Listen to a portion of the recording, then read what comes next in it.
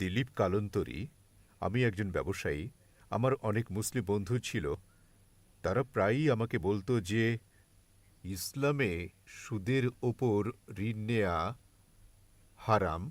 আমার অধিকাংশ চিন্তা হতো যে তার পেছনে কিভাবে উন্নতি সাধন হবে। কিন্তু বর্তমানে দুনিয়ার বিদ্যমান দৃশ্য দেখে এটা মানতে হয় যে তার ঘর বন্ধক রেখে ঋণ নিল, আর লাভ যেখানে পাওয়া যায় সেই শেয়ার বাজারে লাগায় তাদের ঘরও ধ্বংস হয়েছে। এই যে বিজ্ঞান, আজ আপনি বলছেন যে ইসলাম একটি বিজ্ঞান, যেমন বিজ্ঞানের উপরেও কাজ করে, তো এই যে কথা তিনি আজ থেকে ১৪০০ বছর আগে যদি বলে থাকেন যে বেয়াজ, সুদ নেয়া হারাম, অন্যায়, তার পিছনে এর কি দর্শন ছিল তা আমি জানতে চাইব স্যার।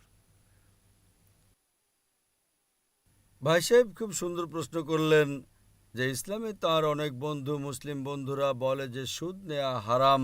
তিনি জানতেন না যে কেন হারাম, কিন্তু এখন ধারণা হলো যে দুনিয়ার যে পরিস্থিতি, অর্থনৈতিক প্রেক্ষাপট, তিনি জানতে চান যে কেন তা হারাম। আর কোরআন মজিদে কমপক্ষে ৮ জায়গায় লেখা আছে সুদের ব্যাপারে।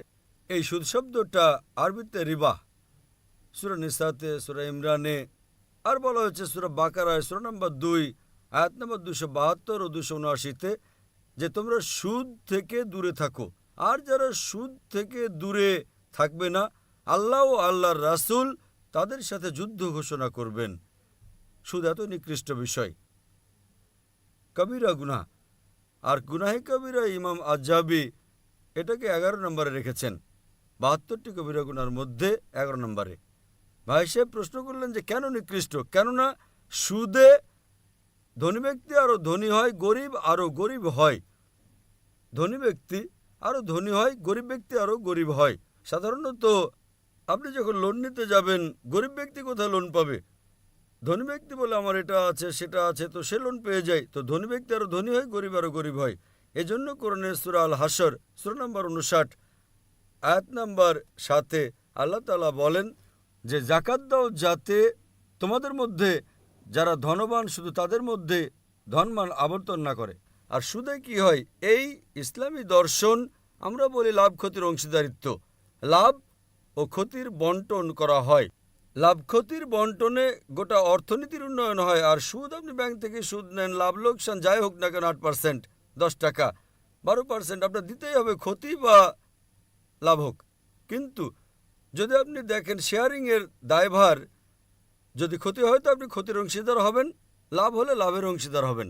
সুদে কি হয়? উদাহরণস্বরূপ ব্যাংকে, আমি লম্বা লেকচার দিয়েছি এ বিষয়ে, এখন সময় নেই, শুধু কথা বলবো যে সুদে কি হয়। উদাহরণস্বরূপ ব্যাংক এর কাছে ১০০ টাকা আছে, সে ব্যাংক বিকে ১০ টাকা রেখে ৯০ টাকা দেয় ব্যাংক বিকে। ব্যাংক বি তা থেকে ৯ টাকা রেখে অবশিষ্টের ৯০% দেয় ব্যাংক সিকে। ব্যাংক সি ১০% রেখে ৯০% দেয় ডিকে, ডি দেয় ইকে। তো মানুষ বলে মার্কেটে হাজার হাজার টাকা, আসলে কত? ১০০ টাকা। তো আজ বর্তমান গবেষণা বলে মার্কেটে গড়াচ্ছে $৬ ট্রিলিয়ন। আসলে তো কিছুই না, খুবই কম, গড়াচ্ছে $৬ ট্রিলিয়ন। একজন বসে যায় তো সবাই বসতে শুরু করে। লিমন ব্রাদার্স সম্পর্কে কে ভাবতো যে লিমন ব্রাদার্স ভারতের ১ নম্বরে বসে যাবে? তারপর সিটি গ্রুপ, একজন বসলো সবাই বসতে থাকলো, সারা বিশ্বে একের পর এক। তো কেননা এটা তো সমাজের মান উন্নয়ন করে না। ইসলামী অর্থনীতিতে যাচাই বাছাই করা হয় কাকে লোন দেবে কাকে দেবে না, লাভ ক্ষতির অংশীদার হতে হবে। ১৯৮০ সালে ব্যাংক পরিচালিত করত জুয়া খেলাকে, মদের আড্ডাকে, প্রচলিত হয়ে গেল। এ সম্পর্কে যদি আমার আলোচনা শোনেন, interest free economy promulgated by the Quran. সুদ কিভাবে হারাম তার উপর আলোচনা করেছি আমি। যদি তা শোনেন তো আরও বিস্তারিত আমি আলোচনা করেছি কেন লভ্যাংশ হারাম। কিন্তু সংক্ষেপে বলতে চাই, বর্তমানে জাপান, আমেরিকা প্রতিনিধি পাঠায় ইসলামী ব্যাংক সম্পর্কে জানার জন্য।